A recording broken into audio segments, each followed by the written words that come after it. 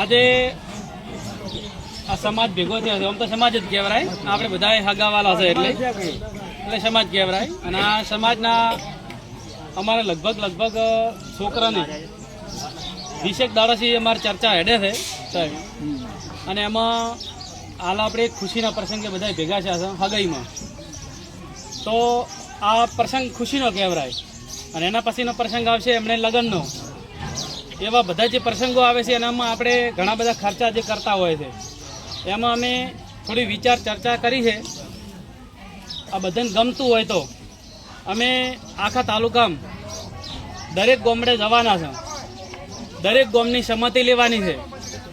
દરેક ગામમાંથી સંમતિ લઈને આવા ઘંટિયા આપણને બધાને આશીર્વાદ આલે અને યુવાનો બધા સાથે મળી અને આપણે દરેક ગામમાંથી સહમતિ લઈ અને માની લો કે આ વડા તો વડા ગામમાંથી સહમતિ લઈને દુગરાણ ગામમાંથી માની લો કે આકોલીથી મંગળપુરા નગોટ, એવી રીતે આપણે દરેક ગામમાંથી સહમતિ લઈ અને અમે એક વાત કરવા જઈ રહ્યા છીએ કે એની અંદર આપણે બંધારણવાળી વાત કરે છે. આપણે જરૂરી છે કે ને બધાને?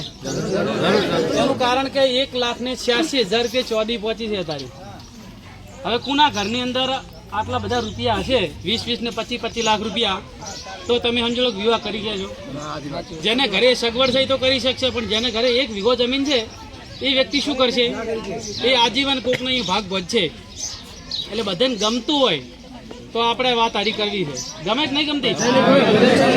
આ તો સંમત હોય તો અમે થોડી વાત અમારા પ્રત્યે અમે લસી છે ને અમે ગોમડે જઈને કહેવાના છે. બધા ગોમવાળા તો સંમત હાલ છે.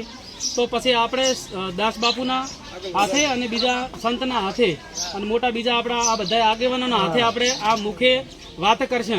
હાલ અમે આ મુદ્દાઓ લખ્યા છે ખરા, પણ એમના હાથે કરાવવાનું છે. હું ખાલી હાલ જાહેરાત કરું, તમને એવું ના થઈ જાય કે આરે બંધારણ કોઈ નહીં બનાવ્યું પૂરું. અમે નહીં બનાવ્યું.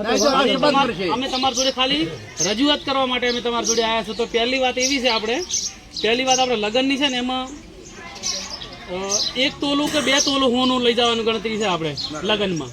બરાબર? એમાં તમને કદાચ પાછળથી કહેજો, મને ના સમજણ પડે તો હો. પછી 500 ગ્રામ ચોદી, એમાં ચૌધરી કે બુટી કે કંદોરો ગમે તેમાંથી 500 ગ્રામમાં તમારે જે બનાવવું હોય આ લગ્ન વખતેની હો.